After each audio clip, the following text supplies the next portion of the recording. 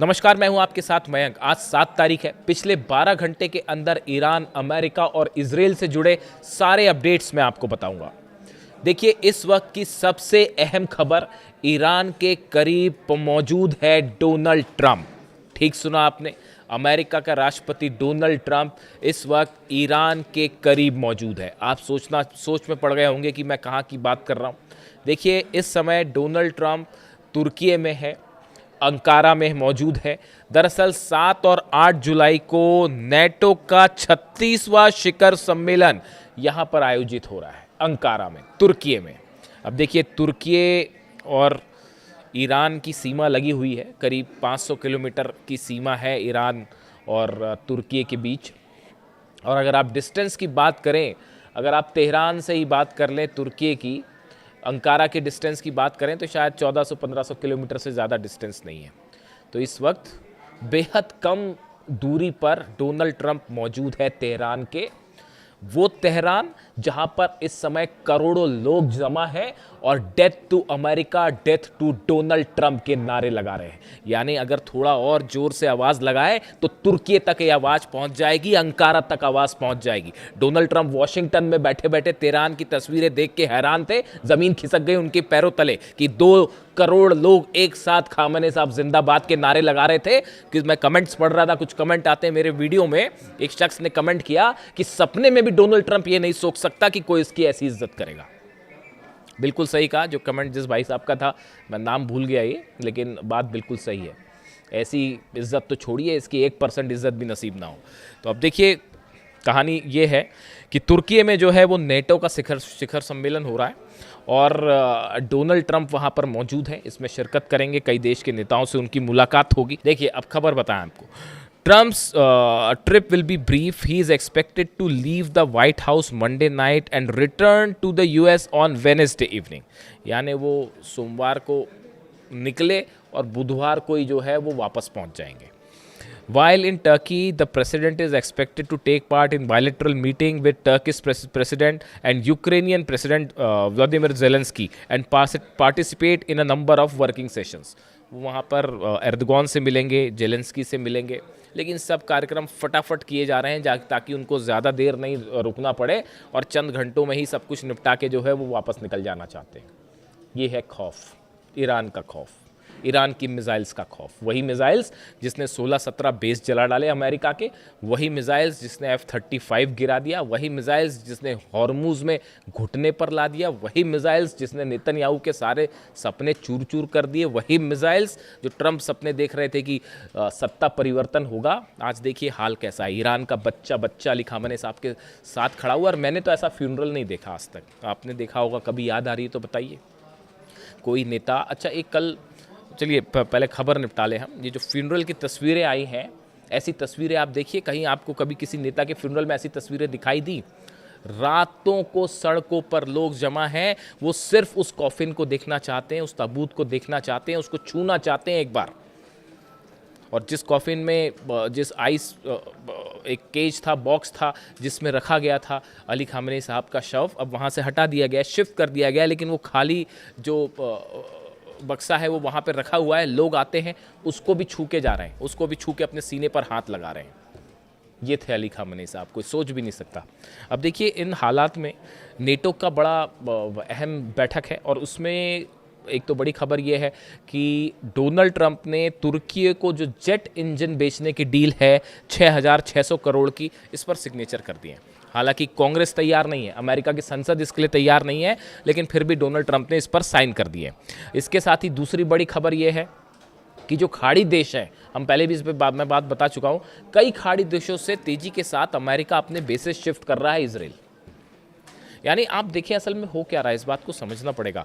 ये पूरे middle east में ईरान ने जो है समीकरण को पलट कर रख दिया है, और अरब देश इस बात को स्वीकार कर चुके हैं कि अमेरिका अब हमारी हिफाजत नहीं कर सकता। ये बात साफ हो चुकी है। अमेरिका का जो एक धाक चलती थी अरब देशों में, वो हवा हवाई हो गई। देखिए, सऊदी अरब ने अपना डेलीगेशन भेज दिया ईरान। जबकि आप देखें कि अमेरिका की तरफ से लाख कोशिश की गई। मार्को रूबियो जो विदेश मंत्री हैं, बताया जाता है, ऐसा ईरान दावा कर रहा है कि उनकी तरफ से एक मिशन चलाया गया, कई अरब देशों को फ़ोन किया गया कि भाई आप खामेनी की फ्यूनरल में अपना डेलीगेशन मत भेजिएगा। लेकिन इस सब के बावजूद जो है सऊदी ने भेज दिया, कतर ने भेज दिया, कई अरब देशों ने, और कई क्या बल्कि 120 से ज़्यादा देश शामिल हुए हैं खामेनी साहब के फ्यूनरल में डेलीगेशन भेजा है। 120 से ज़्यादा देश, अंदाज लगाइए आप। 3 देश जो है नहीं गए, संयुक्त अरब अमीरात यानी यूएई नहीं गया, बहरीन नहीं गया, कुवैत नहीं गया, ये अमेरिका के दबाव में थे इसलिए नहीं गए। और देखिए भाई कई सारे देश ऐसे थे जिनको इनविटेशन नहीं था, लेकिन उसके बाद भी उन्होंने अपना डेलीगेशन भेजा। लेकिन ये तीन देश नहीं गए, यूएई नहीं गया, बहरीन नहीं गया, कुवैत नहीं गया। ये बता रहा है कि ये तीनों देश जो है वो अमेरिका के प्रभाव में है, और यही वो वजह थी जिसके कारण ये तीनों देशों पर सबसे ज़्यादा हमले हुए इस 40 दिन की जंग के दौरान। क्योंकि यहाँ पर डील्स है अमेरिका के साथ, फाइटर जेट्स ने यहाँ से टेक ऑफ किया, अमेरिकी हथियार यहाँ पे उतर रहे थे, अमेरिकी फाइटर जेट्स यहाँ पर उतर रहे थे। यही वजह थी कि इन तीनों को ईरान की मिसाइल्स ने निशाना बनाया। हालांकि ईरान बार बार ये कहता रहा कि हमारी किसी से कोई दुश्मनी नहीं है, हम सिर्फ अमेरिकी बेसिस को निशाना बना रहे हैं, और आप अगर अमेरिका की मदद करेंगे तो आप हमारे निशाने पर होंगे। ये बात ईरान की तरफ से हमेशा हर कदम पर साफ की गई। अब देखिए इस बीच जो हालात हैं कि एक तो अरब देश ये समझ चुके हैं कि भाई अमेरिका हमारी जो है रक्षा नहीं कर सकता, दूसरी तरफ डोनाल्ड ट्रंप भी इस बात को अच्छी तरह से समझ गए हैं कि अरब देश जो हैं वो अमेरिका के लिए कुछ खास नहीं कर सकते।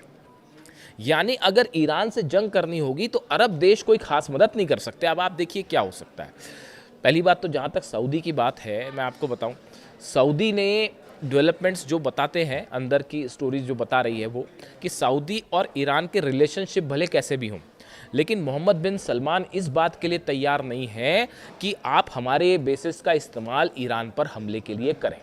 उसकी वजह यह है, 2-3 वजह हैं उसकी। पहली वजह तो यह है कि मोहम्मद बिन सलमान जो है क्राउन प्रिंस सऊदी के, वो एक जो बड़ा प्लान लेके चलते हैं सऊदी के 2030 का इकोनॉमिक डेवलपमेंट का जो प्लान लेके चलते हैं। अगर ये जंग जारी रही तो वो तो गया तेल लेने, वो फेल हो जाएगा। इस बात को अच्छी तरह समझ रहे हैं। दूसरी बात जो है, सऊदी इस बात को अच्छी तरह से ये भी समझ चुका है कि ईरान का मुकाबला तो नहीं किया जा सकता, और अली खामेनी साहब के असैसिनेशन के बाद तो बिल्कुल नहीं किया जा सकता। और अब जब 2 करोड़ लोग एक साथ नारे लगा रहे हैं, उसके बाद वो MOU का क्या होगा भूल जाइए उसको। वो जो MOU 14 पॉइंट वाला शामिल है, वो ईरान के तेहरान के इस आक्रोश के आगे कागज का एक टुकड़ा साबित होने जा रहा है बस।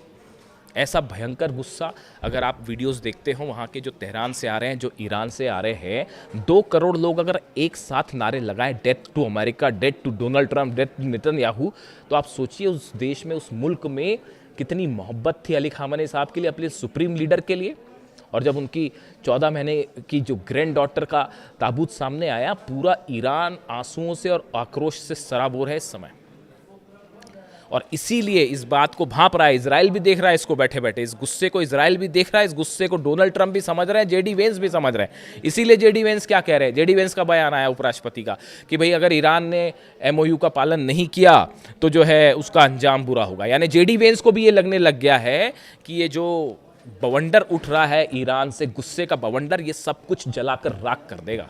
और अब सबको शक है कि ईरान की, देखिए ईरान की तरफ से बड़ा स्पष्ट संकेत है, ईरान की सेना की तरफ से और सुप्रीम लीडर नए जो है मुस्तफा खामेनी, उनकी तरफ से उन्होंने कहा है कि जो भी फैसला लेगी वो ईरान की जनता लेगी। अगर ईरान की जनता नहीं चाहती MOU तो साइन MOU नहीं होगा, शर्ते डील पे आगे नहीं बढ़ा जाएगा।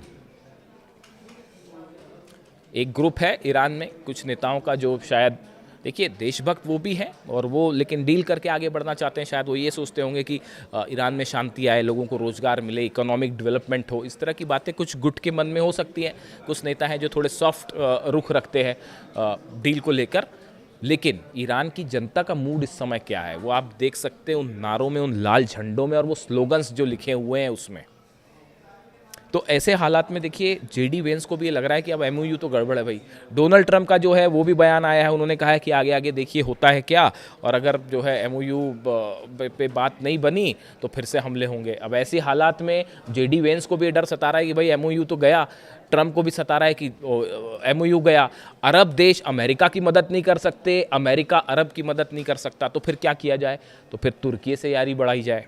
समझ रहे हो आप इस बात को? ये जो 6,600 करोड़ की जो जेट इंजन की डील है, ये इसीलिए है कि शायद तुर्की को अपने फेवर में किया जाए, अपने बेसिस इजराइल शिफ्ट कर लिए जाए, ताकि अगली बार जब मिसाइल गिरे तो भाई इजराइल में जो है वो सब जगह डिफेंस सिस्टम ना लगाना पड़ेगा। नहीं तो जॉर्डन में भी लगाना पड़ रहा है, कुवैत में भी लगाना पड़ रहा है, बहरीन में भी लगाना पड़ रहा है, सऊदी में भी लगाना पड़ रहा है, यूएई में भी लगाना पड़ रहा है, और उसके बाद भी कुछ नहीं हो पा रहा। पेट्रियट भी धरा का धरा, थार्ड भी धड़ा का धरा, और जब गिरी खुर्रम शहर और फतेह तो कोई कुछ नहीं कर पाया। तो अब ये खर्चा भी बड़ा हो गया साहब, बेसिस भी जल गए, खर्चा भी भयंकर हो गया, और वो बहरीन में 5th फ्लीट का ऑफिस है वो फिर से पूरा बनाया जा रहा है, नए सिरे से बनाया जाएगा, इतना नुकसान हो गया उसका। तो अब क्या है कि बेसिस शिफ्ट किए जा रहे हैं इसराइल के, भाई इसराइल में ही रहते हैं वहीं सही रहेगा, तो सैनिक भी वहाँ पे ट्रांसफ़र किए जा रहे हैं, तो जहाँ ज़रूरत नहीं है वो सब बेसिस जो है हटाए जा रहे हैं। हकीकत ये है उसके पीछे की। यानी आप देखिए अरब अमेरिका के रिलेशन भी बदल रहे हैं, ईरान की अरब देशों के साथ भी जो है रिलेशन बदल रहे हैं। कुछ देश स्वीकार कर चुके हैं कि भैया boss Iran is the boss, बात खत्म हो गई। 100 बात की एक बात यह है, 40 दिन अगर आपको जरा भी देखिए, कई मेरे दर्शक ये कहते हैं कि भाई जीत तो अमेरिका की हुई है, ऐसा वैसा इस तरह के बयान आते। 40 दिन की जंग के बाद ही ये तय हो गया था कि अमेरिका और डोनाल्ड ट्रंप और नेतन्याहू ये जंग हार चुके हैं। दुनिया की सबसे बड़ी एयरफोर्स कहते हैं, दुनिया के सबसे बड़े जो है टॉम हॉक मिसाइल्स, और पता नहीं कौन कौन से मिसाइल्स हैं, कौन कौन से जहाज़ हैं, जिसमें लॉन्ड्री में आग लग गई थी, कौन सा था वो तो मैं नाम भी भूल गया। तो वो जो है वो एयरक्राफ्ट कैरियर, जिसमें क्या था उसका नाम, जो भी होगा, तो वो आग लग गई थी उसमें, तो वो भाग पड़ा वापस। तो ये तो हाल है, एयरक्राफ्ट कैरियर तो बच नहीं पा रहा है, कह रहे दुनिया का सबसे बड़ा जहाज़ वो तो बच नहीं पाया, आग लगी निकल लिया वो। तो आप ये जो हथियारों के जानकार हैं, है ना, वो ये इस बात को अच्छी तरह से जानते हैं कि अमेरिका की मिलिट्री हार हुई है भयंकर। और वो चाइना वाली बात आप देखेंगे, चाइना ने जितने हमले अमेरिका ने किए, F-35 जेट टेक ऑफ करता है, कितनी देर में हमले करता है, कौन सी मिसाइल्स दागता है, कितनी देर में पलट के वापस आता है, उसे कैसे गिरा जाए, वो चाइना और रशिया ने उसकी पूरी रिसर्च कर डाली है कि अगर भविष्य में कभी सीधी जंग होगी तो कैसे अमेरिका को निपटाया जाए। वो खतरा एक अलग पड़ गया है। तो देखिए इसमें जो है हर लेवल पर बड़ी हार हुई है अमेरिका की, और इसीलिए वो नए F-35 जेट्स बनाने के ऑर्डर दे दिए गए हैं। F-16 और F-35 की नए बनाओ भैया, बहुत गिर गए। अब ऐसे में जो है वो तुर्की पहुंचे हैं डोनाल्ड ट्रंप, और अब नेटो, अब देखिए नेटो के साथ भी जो बात है उसमें मुख्य मुद्दा क्या है, उसमें मुख्य मुद्दा ये है, मैट वाइट टेकर जो है ये यूएस एम्बेसडर टू नेटो है, मतलब अमेरिका के एम्बेसडर हैं नेटो में, इनकी तरफ से बड़ा इंटरेस्टिंग बयान है। He said that the summit will measure the progress of NATO allies commitment to spend 5% of their GDP on defence. America के एम्बेसडर जो नाटो में हैं, वाइट टेकर, वो ये कह रहे हैं, मैट वाइट टेकर, कि इस समिट में हम इस बात को देखेंगे कि नेटो के जितने सदस्य हैं वो अपनी जीडीपी का 5% डिफेंस में खर्च करते हैं कि नहीं, और जो देश नहीं करते हैं उन पर दबाव डाला जाएगा कि भैया खर्च करो। यानी हकीकत ये है, ये वॉर, कई देश ऐसे हैं जो कभी नहीं चाहते कि जंग का अंत हो। अगर जंग का अंत हो जाएगा तो हथियार बिकने बंद हो जाएंगे, हथियार बिकने बंद हो जाएंगे, कई देशों की इकॉनमी चलनी बंद हो जाएगी। इतनी बात तो आप समझते हैं, दुनिया भर के एक्सपर्ट ये राय रखते हैं। तो कई देश ये चाहते हैं कि वॉर ख़त्म ही ना हो, वो हमेशा चलता रहे, कम ज़्यादा अपनी ज़रूरत के मुताबिक होता रहे। शेयर मार्केट ऊपर नीचे आप करते रहिए, जब ज़रूरत पड़ी तो मिसाइल दाग दी, जब ज़रूरत पड़ी तो डील कर ली। ये खेल चल रहा है। इसीलिए अली खामेनी साहब कहते थे बात ही मत करो साहब इनसे। आज आप देख लो, अली खामेनी साहब मुझसे कल एक दर्शक ने पूछा, एक कमेंट आया कि मैं पिछले 1.5 साल से आपकी वीडियोस देख रहा हूँ, आप अली खामेनी साहब का इतना रिस्पेक्ट क्यों करते हो, उनसे इतनी मोहब्बत क्यों करते हो? तो इसका सही जवाब भाई मुझे भी नहीं पता।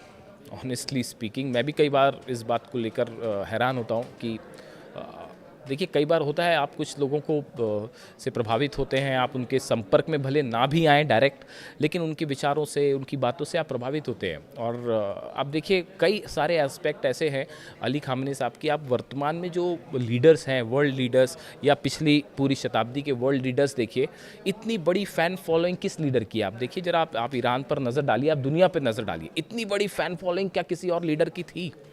छोटे बच्चों के साथ उनकी मुलाकात करना, वो एक एक दृश्य ऐसा है जो अपने आप में ह्यूमैनिटी की एक मिसाल है। अपने दूसरे देश पर हमले हो रहे हैं, कौन ऐसा नेता है जो गज़ा को बचाने के लिए जंग कर ले या लेबनान को बचाने के लिए जंग करे? आज कोई ऐसा देश है जो दूसरे को बचाने के लिए जंग करेगा? लेकिन वो ऐसे लीडर थे जो जंग करने को तैयार हो गए गज़ा के लिए, लेबनान के लिए। हमेशा वो इस बात को कहते रहे कि हमारे चाहे सुन्नी हो चाहे अरब देश हो, कोई हमारा दुश्मन नहीं है।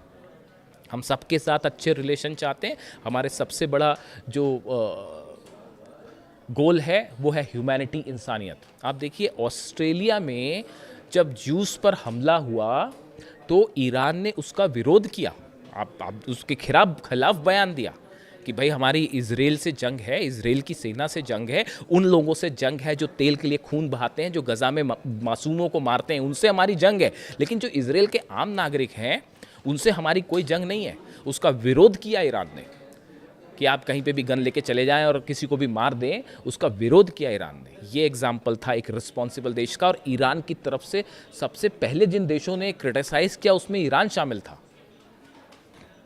तो इसीलिए अली खामनेई होना जो है वो आसान नहीं है। अब देखिए हालात ये है, जो हमने जहाँ से बात शुरू की थी उसके आगे की चंद खबरें आप देखिए कि लेबनान में, गाज़ा में, सीरिया में लगातार नेतन्याहू की तरफ से हमले जारी हैं। गजा में हालात ये है कि छोटे छोटे बच्चों को निशाना बनाया जा रहा है, कैंप्स में हमले किए जा रहे हैं, लेबनान पे इस तरह के हमले जारी हैं। और एक बड़ी ही इंटरेस्टिंग रिपोर्ट आई है। रिपोर्ट ये आई है कि नेतन्याहू टारगेट पर हैं और नेतन्याहू के खिलाफ खुद ही जो है विद्रोह वाली स्थिति है इजराइल में। और एक रिपोर्ट आई है, शायद ये एक प्रकार का ड्रामा भी हो सकता है, पब्लिसिटी स्टंट भी हो सकता है। जिस तरह कुछ लोग कहते हैं कि डोनाल्ड ट्रंप पर जो हमला हुआ था वो पब्लिसिटी स्टंट था, तो हो सकता है नेतन्याहू पे भी पब्लिसिटी स्टंट के लिए कुछ हमला हो जाए। ये भी उसका एक एस्पेक्ट हो सकता है। खैर फिलहाल नज़र रहेगी नेटो समिट में डोनाल्ड ट्रंप वहाँ पर क्या कहते हैं, तुर्की में क्या डील होती है, और साथ ही क्या कोई बड़ी डिफेंस डील होने वाली है तुर्की और ट्रंप के बीच में, और साथ ही यूक्रेन वॉर को लेकर जेलेंस्की से मुलाकात में क्या होता है, इसकी भी नज़र रहेगी। वो रूस में ऑयल के ठिकाने जो जल रहे हैं उसका नतीजा पूरे मिडिल ईस्ट में देखने को मिलेगा। जो भी अपडेट होगा आप तक पहुंचाएंगे। Thank you so much.